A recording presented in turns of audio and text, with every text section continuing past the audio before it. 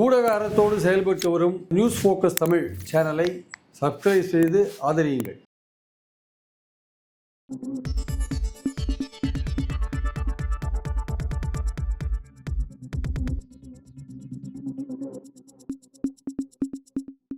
வணக்கம். மூத்த பத்திரிகையாளர் திரு பிரியன் அவர்கள் இன்றைக்கு நம்முடன் அரசியல் பேச இணைந்திருக்கிறார். சார் வணக்கம். வணக்கம் சார். இன்னைக்கு ஒரு நியூஸ் வந்து நீங்க கவனிச்சிருப்பேன்னு நினைக்கிறேன். பாமக வந்து திமுக கூட விஜயோட பேச்சுவார்த்தை நடத்திட்டு இருக்காங்க. அலையன்ஸ் அப்படி ஒரு ஃபார்ம் பண்ணலாம் அப்படின்ற மாதிரி விஷயங்கள் போயிட்டு இருக்குன்னு சொல்றாங்க. நீங்க அதை அந்த பாசிபிலிட்டிஸ் எப்படி பாக்குறீங்க? சப்போஸ் அதை நகர்ந்துச்சுன்னா எப்படி டைமென்ஷன் மாறும் பாக்குறீங்க? அதுக்கான வாய்ப்புகள் இருக்கு சார். தாவேகாவோட பாமக வந்து கூட்டணி சேரத்துக்கான வாய்ப்புகள். ஏன்னா அந்த மத்திய தமிழகத்துல வந்து மத்திய வட தமிழகத்துல ஒரு 60 தொகுதிகள்ல விஜய்க்கு வந்து கொஞ்சம் செல்வாக்கு இருக்கு. பாமகவுக்கும் செல்வாக்கு இருக்கு. ஒருவேளை கூட்டணி சேர்ந்தால் ஒருவேளை 10, 20 தொகுதிகள் 10, 15 தொகுதிகள் வெற்றி பெறதுக்கான வாய்ப்புகள் இருக்கு. ஸோ பாஜகவோட சேர்ந்தா ஓட்டு போறதுக்கான வாய்ப்பு தான் இருக்கு. சவுத்லயோ வெஸ்ட்லயோ அது நிலைமை வேற. மத்திய மண்டலங்கள்ல வித்தியாசமா இருக்கு ஆக்சுவலா. ஸோ அதனால ஒருவேளை வந்து பாமக அந்த ஆப்ஷனையும் ஓப்பனா தான் வச்சிருக்காங்க. அதனால தான் நான் சொல்றேன்.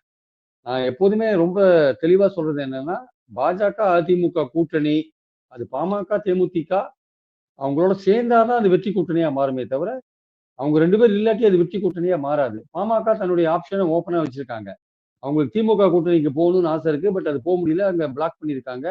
அதனால தாவேக்காவோட ட்ரை பண்றதுக்கான வாய்ப்புகள் இருக்கு. அது கூட்டணி சேர்றதுக்கான கடைசி கட்டத்துல அது தெரிய வரதுக்கான வாய்ப்புகள் இருக்கு. அதே சமயம் தேமுதிகவுக்கு ஒரு ராஜ்யசபா சீட் கொடுத்தா திமுகல இருந்து அவங்க அங்க போறதுக்கான வாய்ப்புகள் இருக்கு. அதே சமயம் பாத்தீங்கன்னா, ஒருவேளை அதிமுகவுடைய 2வது வேகன்சிய தேமுதிகவுக்கு கொடுத்தாங்கன்னா, பாஜக பிரஷர் பண்ணி அப்போ அதிமுக கூட்டணிக்கு தேமுதிக போறதுக்கான வாய்ப்பு இருக்கு. ஸோ அந்த 2 கட்சிகள் எப்படிப்பட்ட முடிவு எடுக்கிறாங்கன்னு சொல்ல முடியாது. அவங்க கடைசி நேரத்துல அவங்க சௌரியத்துக்கு ஏற்ப, அவங்க வசதிக்கு ஏற்ப, அவங்களுக்கு என்ன ஆதாயம் இருக்கோ அதுக்கு ஏற்றபடி முடிவு எடுப்பாங்க. அது வந்தாதான் இது வெற்றி கூட்டணியா மாறுமே தவிர, மற்றபடி பாஜக, அதிமுக கூட்டணி மட்டுமே இருந்து இந்த சில்லறையா ஓபிஎஸ் அவங்க எல்லாம் இருந்தாங்கன்னா, அது ஒன்றும் பெரிய கூட்டணியா மாறாது. ஆனா சார் இப்ப வந்து திமுக அட்வான்டேஜா ஆரம்பத்து போகும். Okay sir. இப்ப பாஜகவும் அமித்ஷாவும் ரொம்ப ஃபாஸ்டா அந்த கூட்டணி உருவாக்குறதுல ரொம்ப கவனம் செலுத்துறாங்க. கவனம் செலுத்தும் போது வந்து என்னன்னா, ரொம்ப அதிமுக தாவேக்காவோட போய் இணைஞ்சிடக்கூடாது, அதை தடுத்து டக்குன்னு நம்ம கிட்ட கொண்டு வரன்றதான் இவ்வளவு ஃபாஸ்டாவே கூட்டணி அமைச்சு முடிச்சு விஜய் தனித்து விடுற மாதிரியான இடத்துக்கு கொண்டு போயிட்டாங்க. இப்ப அப்படி இருக்கும்போது இப்ப விஜய் அடுத்து பாமகவோட கொண்டு போறாரு அப்படின்னா அதை பாஜக அலோ பண்ணுவாங்களா? அடுத்து அவங்க ஒரு விஷயத்த முன்னெடுப்பாங்கல்ல, அடுத்து ஒரு அப்டேட், பண்ணுவாங்க, அது எப்படி கண்டிப்பா நகரும் பண்ணுவாங்க. நீங்க பாக்குறீங்க? இல்ல கண்டிப்பா அதிமுகவுக்கே வந்து பாசவலை போட்டு இழுத்துட்டாங்க. நான் வந்து நேரடியா வந்து இந்த வழக்குகளை காமிச்சு அதெல்லாம் வந்து மிரட்டிட்டாங்க அதெல்லாம் சொல்ல வரல. வழக்குகள் இருக்கு. இப்போ 1 வருஷம் எந்த பிரச்சனையும் கிடையாது. அதிமுகவுக்கு வழக்கெல்லாம் வராது. அந்த அளவுக்கு டைம் வாங்கிட்டாரு அவரு கூட்டணின்றது மூலமா. இப்போ பாயிண்ட் என்னன்னா சார், வந்து வழக்குகள் பாமக வழக்குகள் இல்ல வழக்குகள் இல்ல நீங்க சொல்றீங்க. ஆனா உட்கட்சி விவகாரத்தை தேர்தல் ஆணையம் விசாரிக்கிறதுக்கு டேட் பிக்ஸ் பண்ணிட்டாங்க. நீங்க பாத்திருப்பீங்க. நேற்று அது முந்தாநாள் இரட்டை டேட் இலை சின்னம் வந்துருச்சு. சம்பந்தப்பட்டது அது சார். ரெட்டை இரட்டை இலசம். இலை ஆமா, சின்னம் அது சமம். கட்சி அது சம்பந்தப்பட்டது. சார்ந்துதான். அதான் இவங்க நான் சொல்றது கூட்டணிக்குள்ள வந்து இருக்காங்களே, இப்ப ஏன் வந்து அதை விசாரிக்கணும்ன்ற கேள்வி எல்லாம் இருக்குல்ல அதுல. அது இயல்பா ஏற்கனவே கோர்ட் கேஸ் இருக்கு. ஏற்கனவே தேர்தல் ஆணையம் வந்து இங்க சென்னை ஹைகோர்ட்ல ஒத்துட்டு இருக்காங்க அது ஆக்சுவலா அந்த வழக்கு. அது வந்து இவர் போட்ட திண்டுக்கல்ல சேர்ந்த சூரியமூர்த்தி போட்ட வழக்குல அது மாதிரி தீர்ப்பு தீர்ப்பு வந்தது. தேர்தல் ஆணையம் கூட்டி விசாரிக்க சொல்லிருக்காங்க. சம்பந்தப்பட்ட பார்ட்டியெல்லாம் அங்க ஆஜரானும். சின்னங்கள் தொடர்பான அந்த சட்டத்தின் அடிப்படையில விசாரிக்கிறது. அந்த சட்டத்தின் அடிப்படையில் சில ரெகுலேஷன்லாம் இருக்கு. யார்கிட்ட வந்து எம்பிக்கள் அதிகமா இருக்காங்க, யார்கிட்ட எம்எல்ஏக்கள் அதிகமா இருக்காங்க, இதெல்லாம் இருக்கு. அதெல்லாம் பார்க்கும்போது எடப்பாடிக்கு ஒன்றும் பெரிய சங்கடம் வர மாதிரி தெரியல. நம்மளுடைய பாயிண்ட் என்னன்னா ஊழல் வழக்குகள் அதோட பெரிய விஷயம். சம்பந்தி வீட்டுல ரைடு பண்ணாங்க. இந்த வேலுமணி மேல பல ஊழல் வழக்குகள் ஸ்டேட்ல ரிஜிஸ்டர் ஆயிருக்கு. அதுக்குள்ள இடி வந்தோம்னா பெரிய விஷயமா இருக்கும். ஸோ அதனால அது இன்னும் 1 வருஷம் வரப்போறதுல வச்சுக்கோங்க. நீங்க பாமகவை நீங்க அப்படி மிரட்ட பாத்தீங்கன்னா பாமக வந்து அதுக்கு மிரட்டுவாங்களா இல்லையான்னு சொல்ல முடியாது. பாமக வந்து தாவேகா பக்கம் போறதுன்னு தெரிஞ்சுட்டாங்கன்னா, பாவேகாவையும் கூப்பிட்டு ஒரு கட்சி போடுறதுக்கான விஷயங்கள் இறங்குவாங்க. அப்போ பாவேகா எப்படி ரியாக்ட் பண்ணுவாங்க?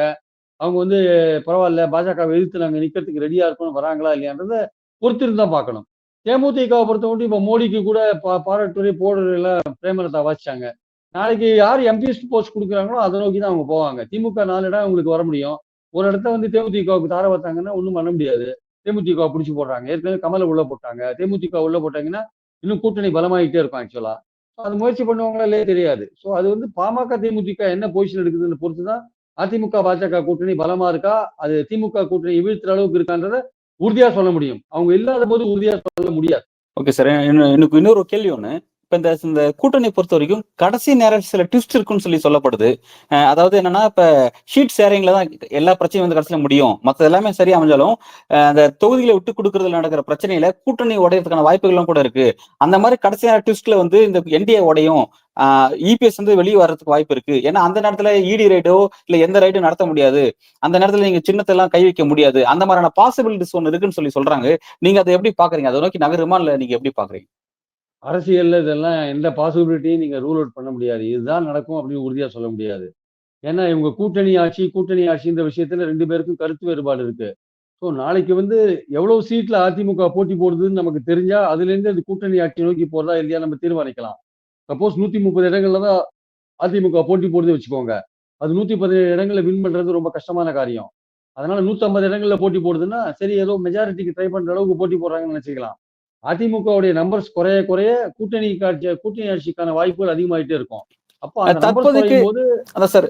தற்போதைக்கு வரக்கூடிய செய்தி என்னன்னா, 150 சீட்ஸ் வந்து இவங்க வைக்கணும். 84 சீட்ஸ் பாஜக வாங்கணும் அப்படின்னு அண்ணாமலை ஒரு பிரஷர் குடுக்கிறதா செய்திகள் வெளியாயிட்டு இருக்கு. அப்ப அது எப்படி நீங்க 150 பார்க்குறீங்க? சி அந்த 150 ஆ. சீட் வரையும் அதிமுக போட்டி போடுறதுக்கு வாய்ப்பு குடுத்தாங்கன்னா பாஜக, அதுல கூட்டணியில எந்த பிரச்சனையும் வராது. அது அப்படியே தான் போகும் அது. 84 சீட் அவங்க எடுத்து என்ன வேணா பண்ணிக்கலாம். அவங்க வந்து பாமகவுக்கு குடுக்கலாம், இல்ல தேமுதிகவுக்கு குடுக்கலாம், இல்ல தினகரனுக்கு குடுக்கலாம், ஓபிஎஸ்க்கு கூட குடுக்கலாம். புதிய தமிழகம், ஜான் பாண்டியனுக்கு கூட குடுக்கலாம் வச்சுக்கோங்க. ஸோ நம்மளுடைய பாயிண்ட் என்னன்னா வந்து 84 சீட் அவங்க எடுத்துக்கிறது பிரச்சனை இல்ல. 150க்கு குறைஞ்சதுன்னா அதிமுக. 150க்கு அதிமுக 150க்கு கீழ போச்சுன்னா, 140 போச்சு, இல்ல 130 போச்சு. 130 போச்சுன்னா கண்டிப்பா அது கூட்டணி ஆட்சிக்கான ஒரு வழி தான் தெரிஞ்சுக்கலாம். அப்ப இல்ல மக்கள் சார். வந்து இந்த இவங்க கூட்டணிய நம்ப மாட்டாங்க. அவங்க என்ன நினைக்கிறாங்கன்னா, 150 பாஜக 150ல 84 பாஜக கேட்டு, அந்த 84ல பாஜக, ஓபிஎஸ், தினகரன் இந்த ஃபேக்டர் மட்டும். இந்த குட்டி, குட்டி கட்சிகள் மட்டும். பாமக, தேமுதிகலாம் அதுல குடுக்க மாட்டோம் அப்படின்ற மாரி சொல்றாங்க. அப்ப அத 150ல ஷேர் பண்றதுக்கு பாமக வந்தாங்கன்னா, அது எப்படி இருக்கும்னு அத பார்க்குறீங்க சார்? ஒத்துக்க மாட்டாரு எடப்பாடி. அத ஒத்துக்க மாட்டாரு. அத ஒத்துண்டாருன்னா, அவர் வந்து கூட்டணி ஆட்சிக்கு சம்மதிக்கிற மாரி ஆயிடும். அப்படி ஒரு கூட்டணி ஆட்சிக்கு போ வழிவகுக்கிற சீட் ஷேரிங்க வந்து தமிழக மக்கள் ரிஜெக்ட் பண்ணுவாங்க. அந்த அணிய ரிஜெக்ட் பண்ணுவாங்க. இவங்க இப்பவே தேர்தலுக்கு முன்னாடி இந்த மாரிலாம் இருக்காங்க. தேர்தலுக்கு அப்புறம் இந்த கூட்டணி எப்படி நிலைச்சு நிக்கும்? பாஜகவோட அதிகாரம் அதிகமாகி போயிடும். பாஜக வந்து ஏற்கனவே மத்திய அரசுல இருந்து தமிழ்நாட்ட வஞ்சிக்கிறாங்க. அரசாங்கத்துக்கே வந்துட்டாங்கன்னா, இங்க எப்படி உத்தரப்பிரதேசம், பீகார்ல எப்படி சில கொள்கைகளை அமல்படுத்துறாங்களோ, அந்த மாரி ஹிந்தி போன்ற விஷயங்கள நேரடியா கொண்டு வந்துருவாங்க. அதனால தமிழ்நாட்டுக்கு பெரிய ஆபத்து வரும்னு அந்த கூட்டணிக்கே வேட்டு வச்சுருவாங்க. அதிமுக தனி ஆட்சியா இருந்தா கொஞ்சம் சரி பரவால்ல, தனி ஆட்சி அமைக்கிற அளவுக்கு இருந்ததுன்னா, கொஞ்சம் மக்கள் யோசிச்சு சரி திமுகவுக்கு அதிமுக மாத்துன்ற அளவுல பார்த்து ஓட்டு போடுவாங்களே தவிர, பாஜகவும் அந்த ஆட்சியில இருக்கிற அளவுக்கு பங்கு இருக்கிற அளவுக்கு சீட் ஷேரிங் இருந்தது வச்சுக்கோங்க. அவங்க வெற்றி பெற்று வந்தா சீட் ஷேரிங்ல நெறைய வாங்கி வெற்றி பெற்று வந்தா ஆட்சி அமைக்கிறதுல பாஜகவும் இருக்குன்னா, மக்கள் வந்து அந்த அணிக்கு ஓட்டு போடுறதுக்கான வாய்ப்புகள் குறைஞ்சிரும் ஆக்சுவலா. நல்லது சார். அடுத்த கட்ட அரசியல் நகர்வு எத நோக்கி நகருது? என்னென்ன விதமான கூட்டணிகள் அமையப்போது? யார், யார் எந்த அணியில இடம்பெற போறாங்க? என்ன மாரியான வியூகத்த வகுக்க போறாங்க? அப்படிங்கிறதெல்லாம் நம்ம பொறுத்திருந்து பார்ப்போம் சார். பல்வேறு கேள்விக்கு ரொம்ப ஆழமா உள்ள கருத்துக்கள விளக்கியிருக்கீங்க. மிக்க நன்றி. Thank you.